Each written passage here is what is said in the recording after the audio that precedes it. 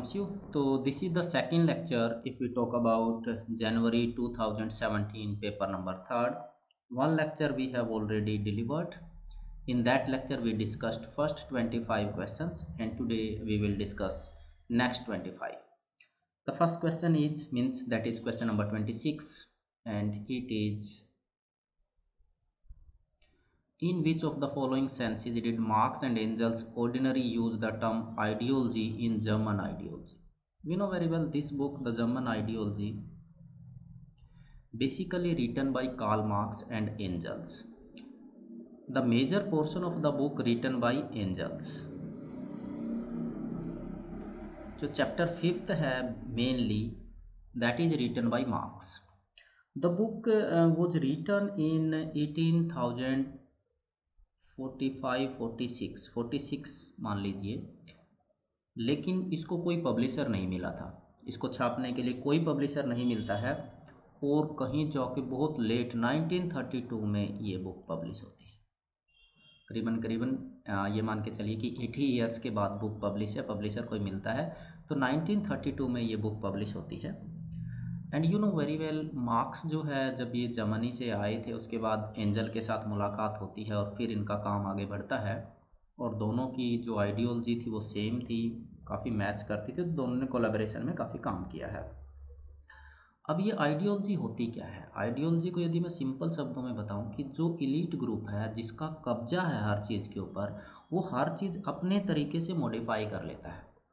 वो सोसाइटी के rule regulation, custom, convention सब अपने तरीके से कर लेता है और लोगों में एक फॉल्स कॉन्शियसनेस पैदा करता है कि ये इलीट ग्रुप का नहीं, ये सबका यही है।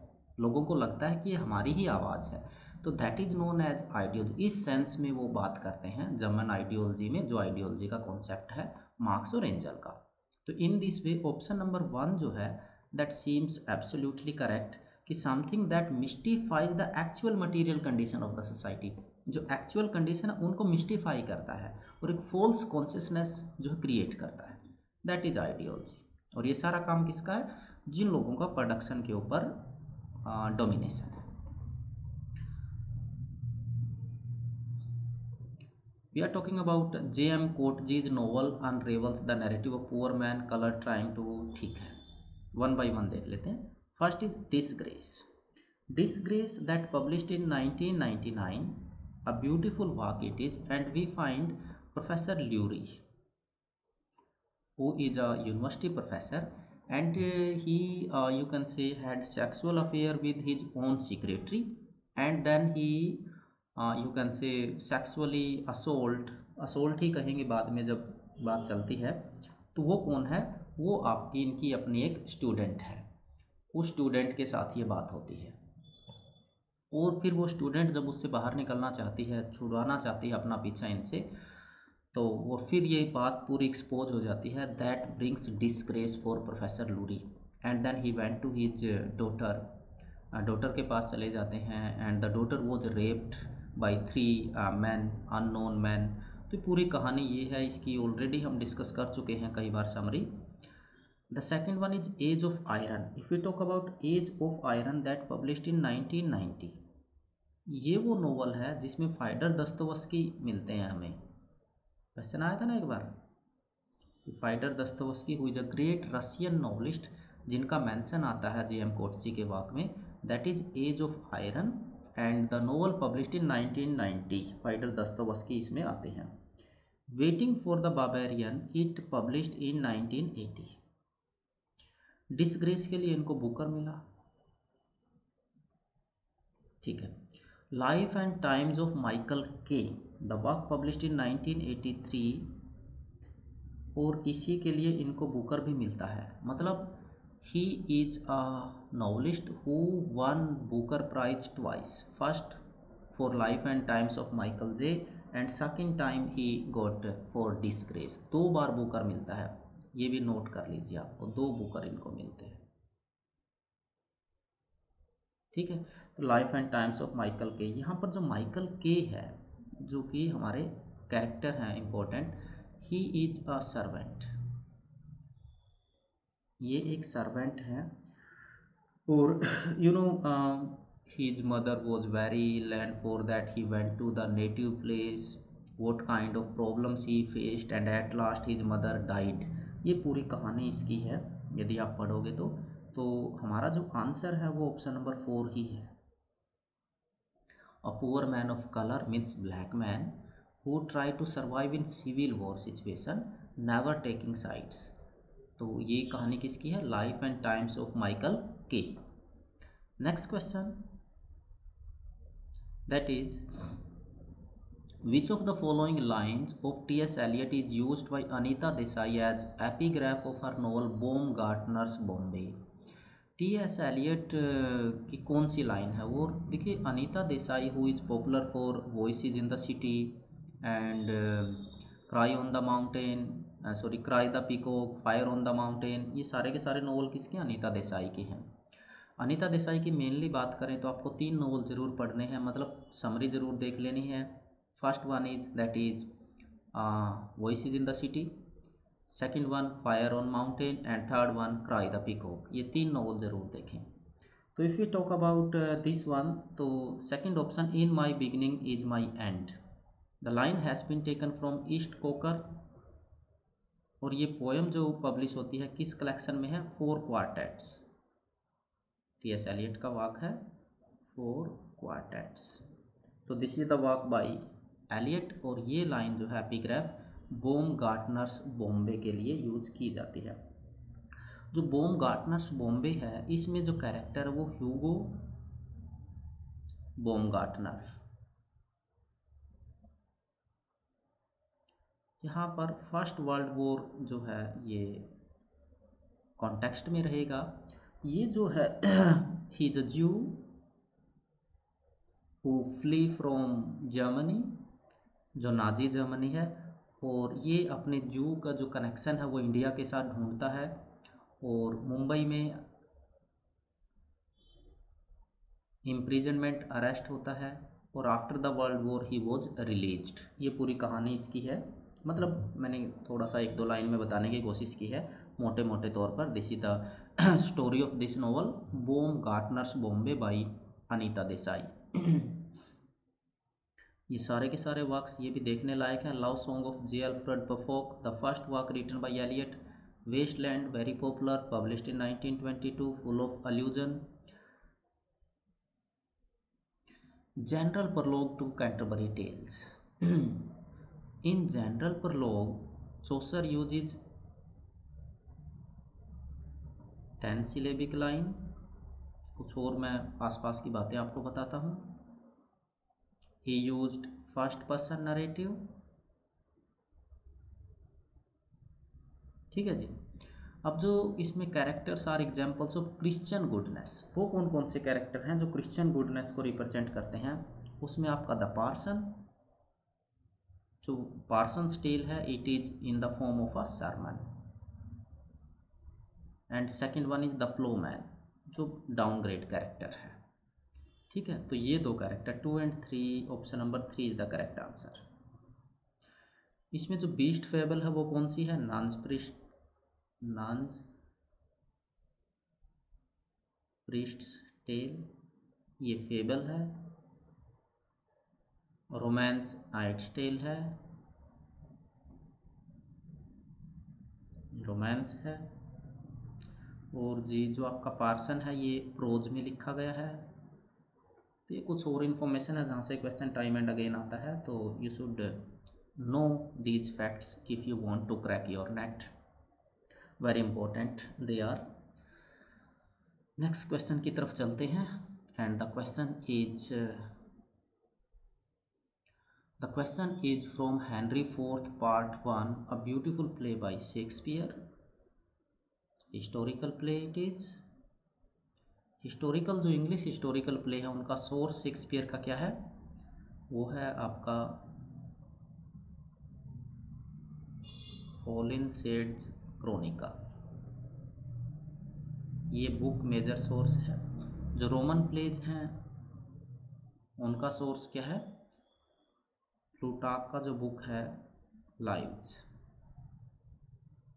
यस, तो अभी बात करते हैं। Falstaff appears in Henry fourth part 1, prince Hal is there, who is fat, Falstaff fat, ठीक है। और इसमें एजुकेशन ऑफ प्रिंस हॉल एक मेजर इश्यू है, और रिबेलियन होता है किस तरीके से, जो ग्रुप्स बंट जाते हैं 3 ग्रुप्स में हो जाते हैं, Henry is there and Falstaff is there, वो पूरी कहानी आपको पता है, हमने पहले इसके बारे में शायद बात भी की है। तो हाँ, तो ये लाइन जो अपीयर होती है, हम यदि बात करें, हमारा आंसर है now Paul what time of day is it, lad, lad means boy. ये लाइन अपीयर कहाँ होती है, एक्ट 1 सीन 2, ठीक है। तो ये इम्पोर्टेंट इसमें था। शेक्सपियर में कहाँ से क्वेश्चन कब आएगा, देखिए एक क्वेश्चन शेक्सपियर से ऑलमोस्ट आ जाता है, एक आध बार ड्रॉप भी हो जाता है, लेकिन चाहे मैचिंग में आ जाए, कहीं भी आ जाए, एक क्वेश्चन तो मिल ही जाता है शेक्सपियर से। नेक्स्ट क्वेश्चन देखते हैं।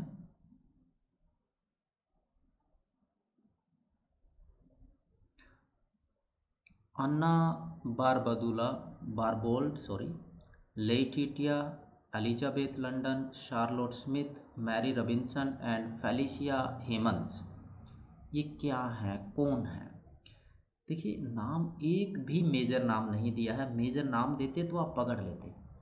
दे are all minor romantic poets, सारे के सारे क्या है, माइनर रोमांटिक पोएट्स हैं, women romantic poets, all are women. ज़्यादातर का आंसर क्या होगा क्वेश्चन को देख के, जिनको एग्जैक्ट पता नहीं है, वो मुझे लगता है वो या तो फेमिनिस्ट वाले पे करेंगे, या फिर आपका जो है स्टेज आर्टिस्ट पे कर सकते हैं, क्योंकि विक्टोरियन एज में भी हमें पता है फिक्शन राइटर कौन कौन थे। But the answer is women poets of romantic period. Romantic period का जो टाइम स्पेन रहा है, मैं बात कर रहा हूँ एम एच एब्राहम और डेविड डेचिज के according, that is 785 to 1830।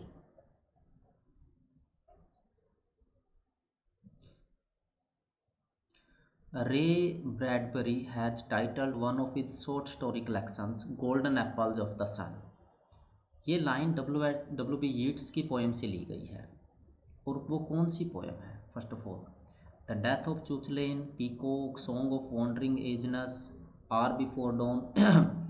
W.B. Yeats a great poet, और ये लिखते हैं अपने और अपने साथियों के बारे में, we are the last Romantics.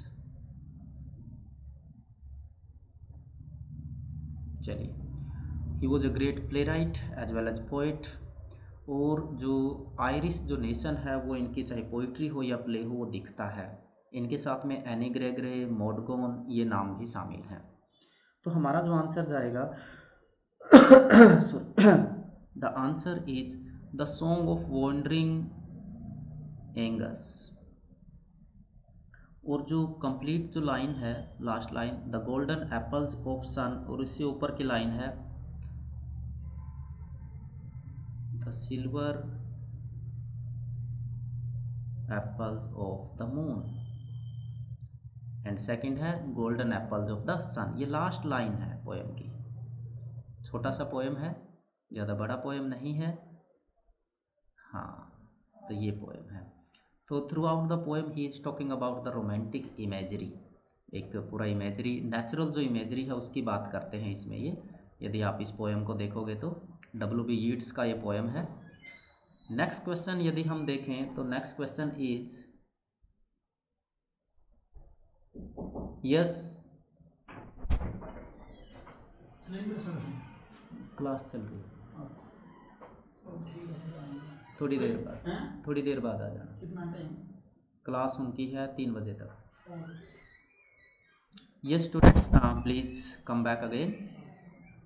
The next question is, which play by Tom Stoppard set in Zurich during the First World War presents a character's interactions with James Joyce as he was writing Ulysses, Tristan Tzara during the rise of Dadaism, Lenin leading up Russian Revolution। मतलब ये सारे appear होते हैं। वो हमारा Tom स्टॉपर्ड का play कौन सा? Tom स्टॉपर्ड the great play right, we find the element of absurd drama in his plays, who is known for his work like Rosencrantz and Guildenstern are dead. इनके बारे में ये कैरेक्टर कहाँ से लिए गए हैं, टाइटल कहाँ से लिया गया है, हैमलेट से लिया गया है। ट्रैवर्सटीज इज देयर, और ये सारे के सारे जो प्ले हैं किसके हैं, टॉम स्टॉपार्ड के हैं। तो हमारा जो आंसर है वो आपका है ट्रैवर्सटीज। कौन सा आंसर है, ट्रैवर्सटीज। फर्स्ट जो हमारा प्ले इसमें दिया है आफ्टर मैग्रिट। आफ्टर मैग्रिट जो है दैट पब्लिश्ड इन 1970, नंबर 1, ये पता होना चाहिए।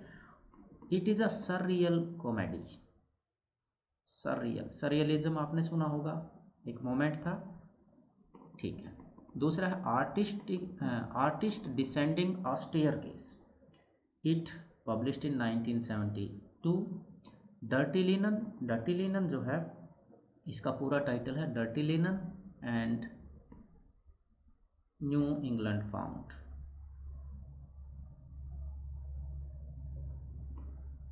That is the complete title of the play and it came in 1976. Last one Travesties, it came in 1974, yes 74, और इसका जो इम्पोर्टेंट कैरेक्टर वो है Henry Carr, Henry Carr and absurd drama it is. ऐसा भी माना जाता है कि Travesties is the most complex drama of Tom Stoppard. सबसे कॉम्प्लेक्स ड्रामा भी इसको कंसीडर किया जाता है, वो है ट्रैवर्सटीज। Most blameless is he, centred in the sphere of common duties, decent not to fail in offices of tenderness. These lines from Ulysses. Ulysses, you understand? Ulysses, here we are talking about Tennyson's Ulysses. जो Tennyson Ulysses है, देखिए एक Greek play है Iliad, किसका, Homer का है, sorry epic है, sorry it's an epic. इसमें जो कैरेक्टर ओडिसी है उसको इंग्लिश में हम यूलिसिस बोलते हैं। अब यहाँ पर क्या है, ट्रोजन वॉर है जी। इनकी जो वाइफ है वो पेनिलोप है, बेटे टेलीमैकस हैं, ठीक है। तो यहाँ पर जो है वो क्या हो रहा है, यदि थोड़ा सा आप ध्यान दोगे तो ये सब लोग यहाँ पर हैं, और इसमें जो कैरेक्टर्स हैं जिसमें आपका Ulysses, what does Ulysses suggest about Telemachus, Telemachus के बारे में वो क्या बोलते हैं, क्या सजेस्ट करते हैं कि Telemachus is a very patient person and he is quite selfless. Option number 2 is the correct answer.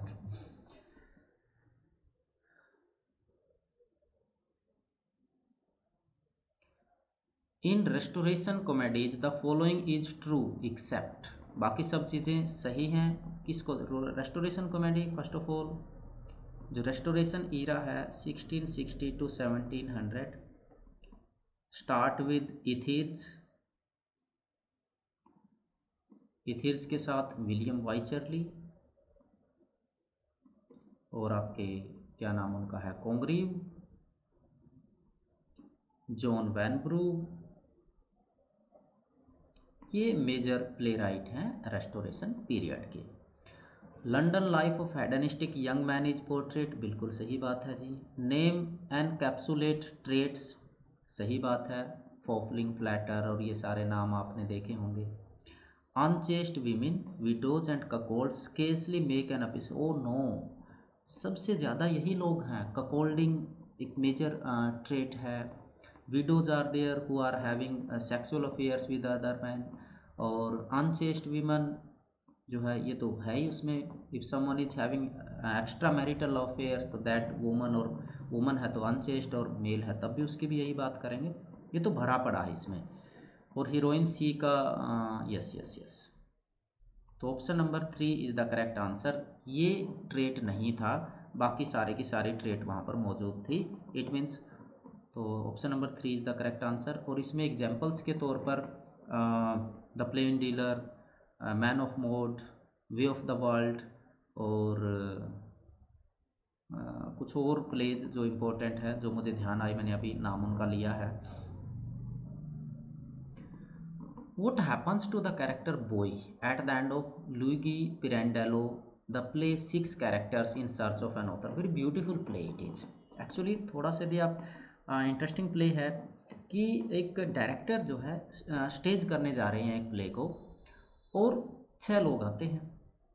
तो when the director asked them who are you, they said we are the characters who are waiting for our staging and we are finding an author, means एक playwright ढूंढ रहे हैं. तो he was quite upset कि what the mockery you are doing, and then at last they made their point and the director said कि okay, though I am not an author but I will you can say stage your story. They were quite realistic. Mother is there, father is there, daughter step daughter है, 2 और child हैं. तो इस तरीके की पूरी कहानी है यदि आप थोड़ा सा देखोगे तो. First of all it is absurdist Meta theatrical play. Meta theatrical play first of all ये समझिए किस प्ले की स्टेजिंग होने जा रही है वहाँ पर. Mixing it up. जब ये लोग आते हैं मिक्सिंग इट अप, ठीक है. 6 पीपल दे केम और वो पूरी चीज़. और इसमें जो है जो फादर है he tried two by sex from his step daughter. और वो ये कहता कि मैं आपको रिकॉग्नाइज नहीं कर पाया था, बाद में एक्सक्यूज देता है. और जो मदाम पेस है इसकी शॉप पे ये सारा चल रहा है. ये वहाँ बैकग्राउंड में ये है इम्पोर्टेंट. इसमें कौन कौन है, एक फादर है, मदर है, स्टेप डॉटर है, द बॉय जिसकी यहाँ पर बात हो रही है बॉय, और एक गर्ल चाइल्ड है. तो दे आर द कैरेक्टर्स. और ये प्ले है, इम्पोर्टेंट प्ले है. नेक्स्ट क्वेश्चन की तरफ चलते हैं हम लोग. Which of the following adjectives will not apply to Becky Sharp, a major character in. अब Becky Sharp कौन है? Vanity Fair, it is written by William Makepeace Thackeray. ठीक है. The title has been taken from Pilgrim Progress. Pilgrim Progress. Clear हो गया है. एक तो ये हो गया टाइटल कहाँ से लिया गया है. तो there are 2 ladies. One is Rebecca Sharp who is known as Becky Sharp.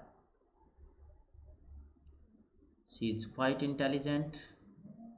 And on the other hand, दूसरी साइड कौन है? दूसरी साइड है अमेलिया सैडली. और ये जो है she is good natured lady and she belongs to lower class and she belongs to upper class. 2 ladies इसमें मेनली हैं. अब एक character Joseph Sedley. Joseph Sedley is Amelia Sedley's brother, और जिसके साथ शादी का ट्राई करती है रिबेका शार्प. लेकिन फिर क्या होता है कि एक और कैरेक्टर इसमें है जॉर्ज ऑसबॉर्न. जॉर्ज ऑसबॉर्न एक कैरेक्टर हैं, और जॉर्ज ऑसबॉर्न के फ्रेंड हैं वो विलियम डॉबिन हैं. William Dobbin. ये कुछ इंपॉर्टेंट कैरेक्टर्स इसमें हैं. और जो बेकी शार्प वो शादी किससे करती है? सर रोडन.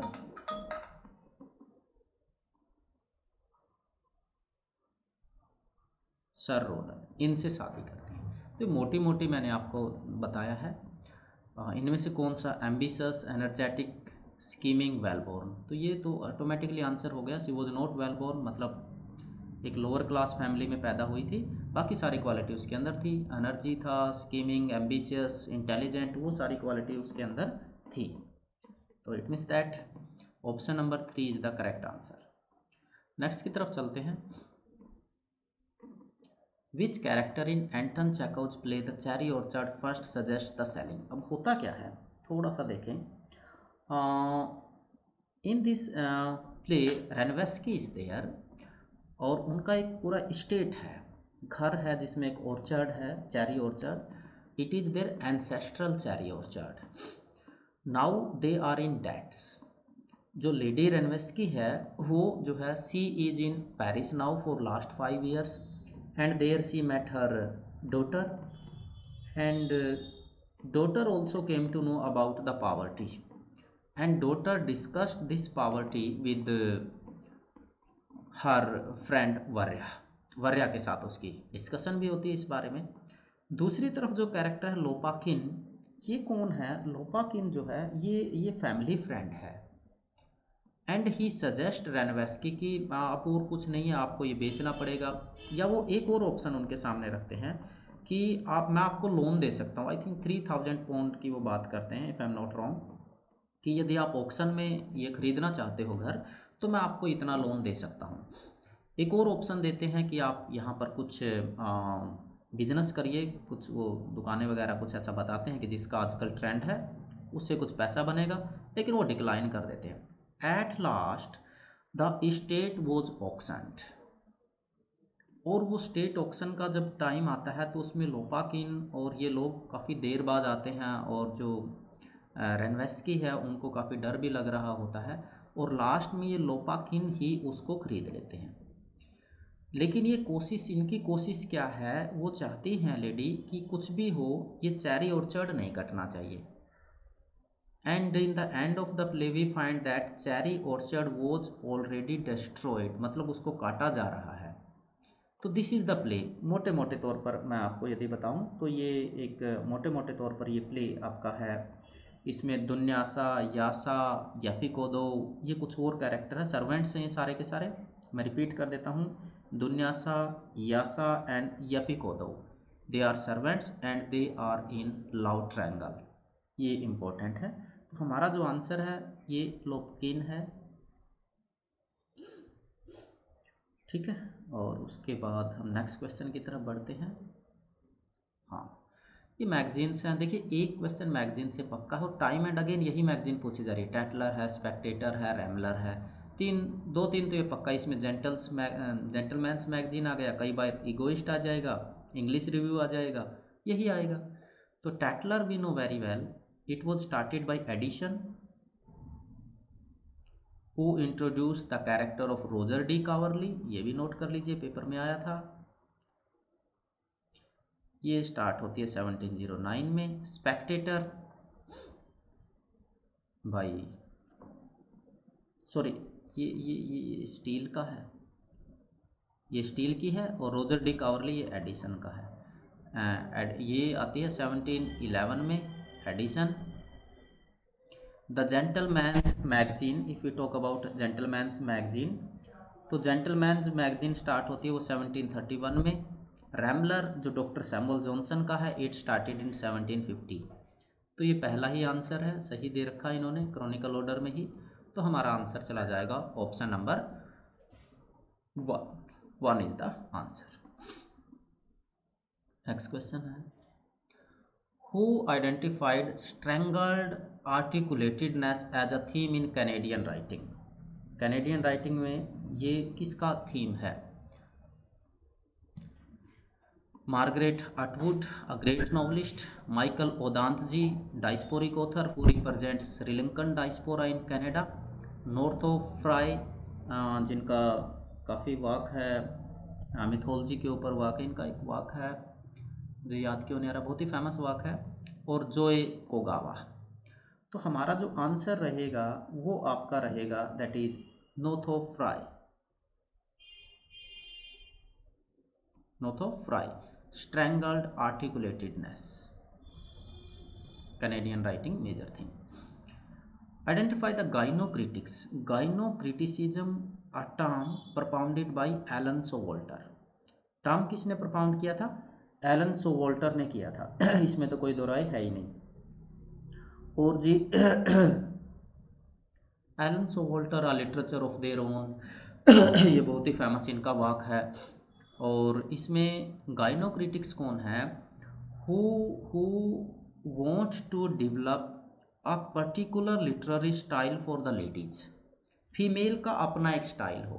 पहले वो क्या मेल को फॉलो कर रही है, लेकिन ये कह रही है कि नहीं, इनका अपना एक स्टाइल होना चाहिए, इनकी अपनी लैंग्वेज होनी चाहिए जिसमें एक female can express herself in a very lucent way, that is known as gynocriticism. उसको ही गाइनोक्रिटिसिज्म कहा गया है। और इसमें कौन कौन लोग शामिल हैं? एलन वोल्टर तो है ही जी, क्योंकि ये तो परपाउंडर ही है। तो देख लीजिए दो, अच्छा इसमें दो नहीं है, ये तो वैसे ही बाहर हो गया। अब और इनके साथ कौन है? वो एलिस जैटिन है, सेंड्रा गिलबर्ट है, या केट मिलेट है? इसमें आपका जो आंसर रहेगा वो रहेगा Alan Walter and Sandra Gilbert. It means 2 and 3, option number 3 is the correct answer. Option number 3 is the correct answer, ये आप नोट कर लीजिए। Susan Gubar and Sandra Gilbert का एक वाक है, बहुत फेमस है, that is mad woman in the attic. कई बार आया पेपर में। टाइटल कहाँ से लिया गया? Title has been taken from Jane Eyre. ये किसका वाक है? Charlotte Bronte. नेक्स्ट क्वेश्चन की तरफ मूव करते हैं। Identify the character who is not part of the group of 3 protagonists in the Girish Karnad's Hayavadana. Hayavadana क्या है? जिनका जो ह्यूमन प्लस एनिमल का कॉम्बिनेशन है। A character who appears on the stage, जिसका अपर पोर्शन वो ह्यूमन का है और जो लोअर पोर्शन है दैट इज ऑफ एनिमल। तो इसमें जो कैरेक्टर हैं हेवदाना को, यदि आप गिरीश कार्नाड को स्टडी करोगे जिनकी रिसेंटली डेथ हुई है, उसमें दो कैरेक्टर है, वो है Devadatta and Kapila. Both are friends, they love a single girl and name of that girl is Padmini. ठीक है, लेकिन लास्ट में जो पद्मिनी है उनकी शादी किससे होती है? देवदत्त से होती है। देवदत्त कपिला को जब भेजता है पद्मिनी के पास, तो व्हेन ही सो पद्मिनी, तो he also fail in love with Padmini. तो इस तरीके से बनता है। तो इट मीन्स दैट ये हो गया, ये हो गया, सॉरी, पद्मिनी है, कपिला है और देवदत्त है, तो गौतम रह जाता है। तो गौतम ही आंसर है हमारा। Quite easy it is. Option number 2 is the correct answer, ये आप नोट कर लीजिए। अरबिंदो घोष, जिनको श्री अरबिंदो भी कहा जाता है, the very famous work by him, epic Savitri, it contains 12 books, 12 volumes, some time at Baroda college after his return from England. बिल्कुल सही बात है। Which subject did he teach? He was the professor of, वो वहाँ पर एक प्रोफेसर थे और उनका सब्जेक्ट था English. He was the professor of English there, और वो वाइस प्रिंसिपल भी बने फिर इस कॉलेज के, वाइस प्रिंसिपल। सावित्री में 12 बुक्स हैं, ये क्वेश्चन कई बार आया है। It's an epic. और दूसरा जो है अरबिंदो घोष के बारे में कि ही सेड दैट कि I saw lord Krishna, lord Krishna को उन्होंने देखा है। कब? When he was in Alipur jail. ये भी क्वेश्चन एक बार आया था, किस जेल में थे वो उस टाइम? अलीपुर जेल। इन्होंने मदाम मीरा रिचर्ड्स के साथ, जिन जो मदर के नाम से फेमस है, उनके साथ मिलके एक मैगजीन निकाला, आर्य। आर्य। तो madame Mirra Richard is known as the mother. Next question की तरफ हम बढ़ते हैं। Christopher Marlowe, Hero and Leander can be classified as. Hero and Leander, it is Greek myth, means it is related to Greek mythology. और इसमें जो है बात करते हैं कंप्लेंट का, तो आपको पता ही है। एपीलियन क्या होता है? एक एक की बात करेंगे। Epyllion is a narrative poem that resembles an epic in style, style में उससे मैच करती है, but it is shorter than epic. लेकिन एपिक से छोटी होती है। तो such kind of the poem are known as epyllion. उसके बाद स्टिमोमीथिया, ये क्या होता है? स्टिमोमीथिया का मतलब है दैट इज ये it is a kind of dialogue in Greek play. Greek play में एक डायलॉग होता है वेयर टू कैरेक्टर्स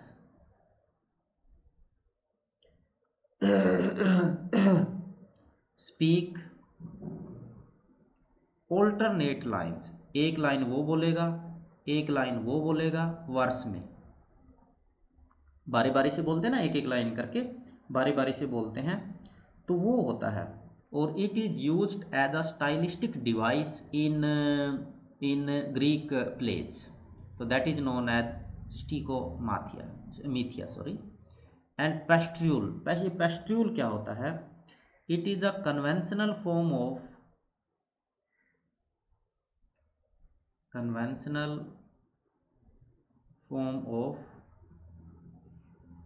मैं यहाँ कर देता हूँ, poetic pastoral form of poetic pastoral composed in French,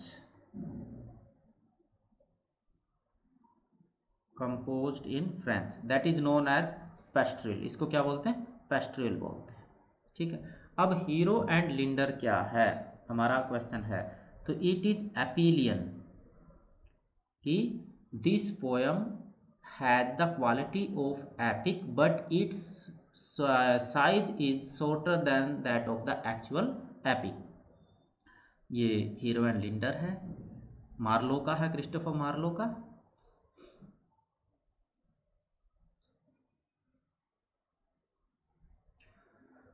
Which among the following does not belong to Indo-European language family? Indo-European language family में कौन शामिल नहीं है? इंग्लिश, स्कैंडिनेवियन ये तो है, इंग्लिश भी है, जर्मन तो है ही, जर्मन के साथ तो संस्कृत और जर्मन का कॉम्बिनेशन या उनका एसोसिएशन भी देखते हैं। Finnish is not there, Finnish is not the language of Indo European family, ये नहीं है। नेक्स्ट क्वेश्चन की यदि आप लोग बात करते हैं तो what among the following is ruled out by Longinus. Longinus ये जो है Greco Roman critic who is famous for his treatise on sublime. He is mentioned as the first romantic critic also on sublime, कि how we can get sublime in poetry. तो he mentioned total 5 components. First two they are born, उनको achieve नहीं किया जा सकता। वो कौन से हैं? वो आपका ग्रेट थॉट है और इसमें ग्रैंड स्टाइल है, स्टाइल को अचीव किया जा सकता है। और जो बाकी के 3 हैं उनको अचीव किया जा सकता है लेबर के साथ। ग्रेट थॉट्स इसमें है, नोबल डिक्शन भी है, और dignified and elevated word arrangement. Immoderate emotion इसका हिस्सा नहीं है, इमोडरेट इसका हिस्सा बिल्कुल नहीं है। तो हमारा जो आंसर होगा ऑप्शन नंबर 2 ही होगा। तो ये टोटल 5 एलिमेंट, शुरू के 2 जो अचीव नहीं, अटेनेबल नहीं है। Last 3 a poet means an author can attain with the hard work के साथ उसको अटेन किया जा सकता है। नेक्स्ट क्वेश्चन हम देख लेते हैं, who among the following is not a beat writer. Beat you understand 1950s का मूवमेंट है beat movement.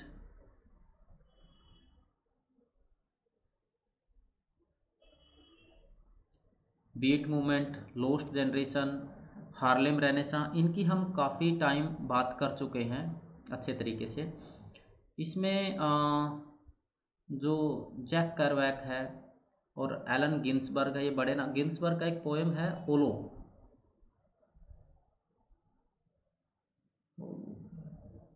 I think hollow is there, yes it's a poem, और ये रिप्रेजेंटेटिव पोएम है। और इसमें रॉबर्ट लोवेल नहीं है, विलियम बोरो है। रॉबर्ट लोवेल कौन है? ध्यान हो, इसको किस कैटेगरी में डालते हैं? confessional poet along with Sylvia Plath, और वो क्या नाम उनका है, एनी है, और रॉबर्ट लोवेल है, एनी है, सिल्विया प्लाथ है। इनको हम कन्फेशनल पोइट की कैटेगरी में डालते हैं।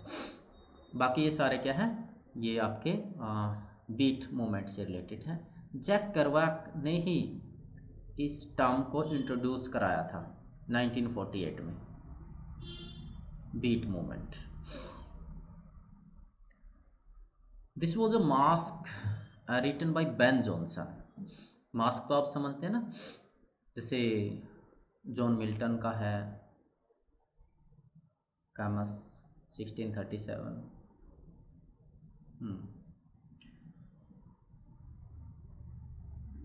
Twelfth night, and it was the first masque in which Prince Charles took part. ये जो मास्क ऑफ ब्लैंकनेस है, it published in 605, written by Ben Jonson. The masque of queens by Ben Jonson. Pleasure reconciled और virtue, ये work है pleasure reconciled और सब title है virtue, जो बेन जॉनसन का है, जिसमें Prince Charles first time participate करते हैं, and it is staged on 12th night. तो यही हमारा आंसर है। It is also written by Ben Jonson, सारे के सारे हैं बेन जॉनसन के।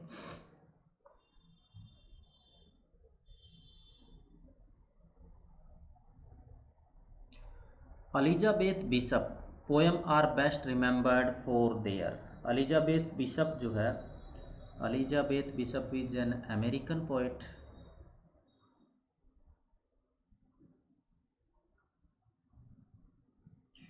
Conversational intimacy, intellectual tenor, urban topography और astringent stair.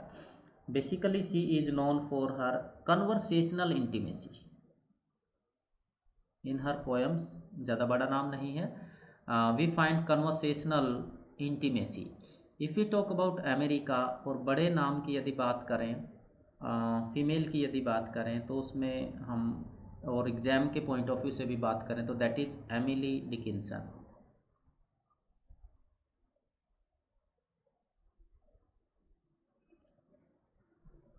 Success is counted sweetest जिनका पोएम है, तो ये ज़रूर आप पढ़ें। यदि पोइट्स की बात करें तो इसमें Robert Frost, Whitman, Edgar Allan Poe, ये बड़े नाम हैं। नेक्स्ट क्वेश्चन देख लेते हैं। Which chilling novel of surveillance and entrapment had the alternative title Things as They Are? बहुत ज़्यादा बार ये क्वेश्चन पूछा जा चुका है। एक एवलिना है जिसका टाइटल पूछा जाता है, वेनिस प्रिजर्व्ड है जिसका सब टाइटल पूछा जाता है, और एक आपका ये थिंग्स एज दे आर है। ये क्वेश्चन बहुत बार पूछा जाता है। Horace Walpole's Castle of Otranto, the first Gothic novel. It is considered the first Gothic novel. Matthew Gregory Lewis the Monk, it is also Gothic fiction. और nightmare Abbey Thomas Love Peacock का है। William Godwin's Caleb Williams, yes, इसका सब title है things as they are, और इसमें Caleb जो है वो इम्पोर्टेंट कैरेक्टर है, कालेब विलियम्स। ठीक है।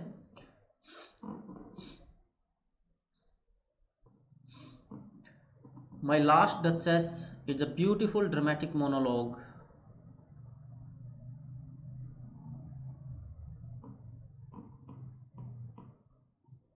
Bye Robert browning.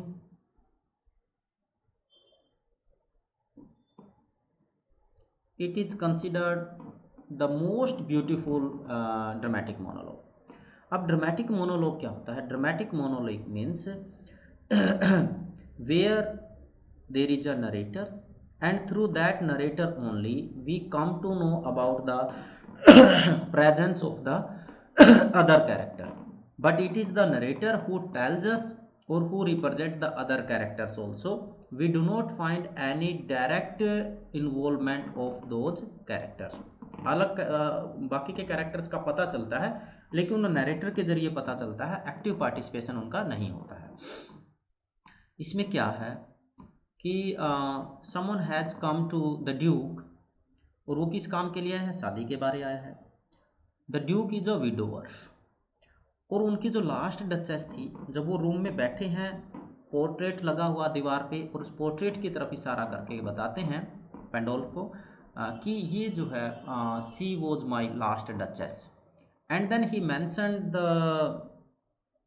Nature of last duchess to him. उसके बारे में बताते हैं कि she was very kind hearted lady, and she always happy, remain happy. लेकिन दुख किस बात का था कि भाई वो मुझे देखकर स्माइल करती थी, देयर इज नो डाउट, लेकिन ऐसा कोई भी नहीं था जिनको देखकर वो स्माइल नहीं करती थी। And this keep on growing, then I gave the command and then all smile stop together. It means that कि ड्यूक को अच्छा नहीं लगा, उसने अपने आदमियों का आदेश दिया, और स्माइल स्टॉप टुगेदर का मतलब है the duchess was killed by someone, और ऑर्डर किसने दिया, her own husband Duke. She was flattered by compliments from Fra Pandolf.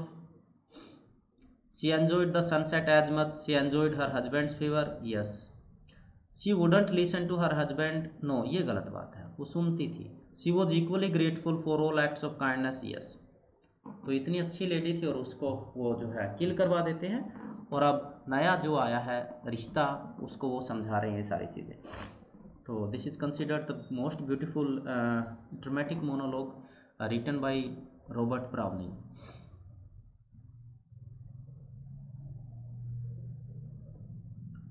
In his essay From Work to Text, the essay was written by Roland Barthes. Work क्या होता है? Work means that you can say a piece of literature written by a particular author. Before publishing that piece, the work is in your hand. You can edit it, you can change something, means it is under your control. But as the work gets published, then it is not in your control. Now it has become the text from where the reader gets the meaning. अब उसके ऊपर sorry author का कोई control नहीं है। This is the difference between a text and a work, ये बात वो करते हैं। अब इसमें किस चीज की बात होती है वो हम एक बार देख लेते हैं।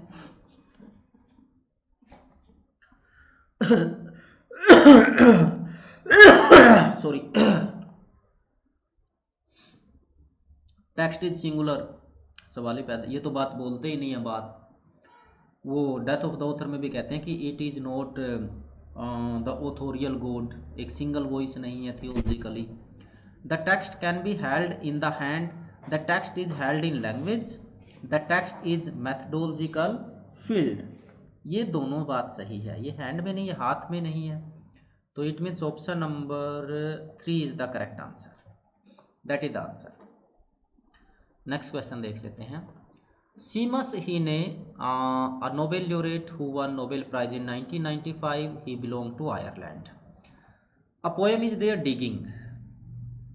In his first volume of poetry, Death of Naturalist, illustrate his preoccupation with roots,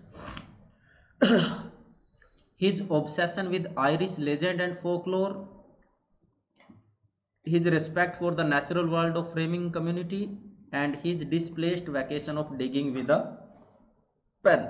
होता क्या है पोएम हम जब देखते हैं कि there is a blank page, और वहाँ पर जो स्पीकर है वो क्या कर रहा है, he is hovering over the page with the pen and trying to start writing, कोशिश कर रहा लिखने की, वो कोशिश वहाँ पर करता है। तो इसमें आयरिश ऑब्सेशन को छोड़कर बाकी सारी बातें सही हैं इस पोएम में। आप देखोगे बाकी सारे के सारे जो 3 जो rest of the statements are there, they are associated with one another, लेकिन ये नहीं है। तो option number 2 is the correct answer. Next question देख लेते हैं। Here is a list of Indian writers who have translated their work into English. Match the writer with his source. First one is O.V. Vijayan, विलास सारंग, कृष्णा बलदेव वैद, गिरीश कार्नाड। देखिए गिरीश कार्नाड इन्होंने जो है किस में लिखा है, ये मेरे ख्याल से काफ़ी आसान है बताना। गिरीश कार्नाड की यदि हम बात करेंगे, कहाँ गया गिरीश कार्नाड, ये रहे। तो गिरीश कार्नाड लिखते हैं कन्नड़ में, क्योंकि ये कहाँ से थे, कर्नाटक से थे। और जो विलास सारंग हैं, विलास सारंग की यदि आप लोग बात करोगे तो वो आपका लिख रहे हैं मराठी में। कृष्णा बलदेव वैद वो हिंदी में लिख रहे हैं, और जो विजयन है वो लिख रहे हैं मलयालम में। तो इट मीन्स हमारा जो ऑप्शन नंबर 3 है that is the correct answer, यही हमारा आंसर है। तो फ्रेंड्स जो रेस्ट ऑफ 21 क्वेश्चंस हैं, क्योंकि टोटल यहाँ पर कितने हैं 75 क्वेश्चंस हैं, तो हम नेक्स्ट जो हमारा लेसन रहेगा उसमें करेंगे। और thank you, thanks a lot.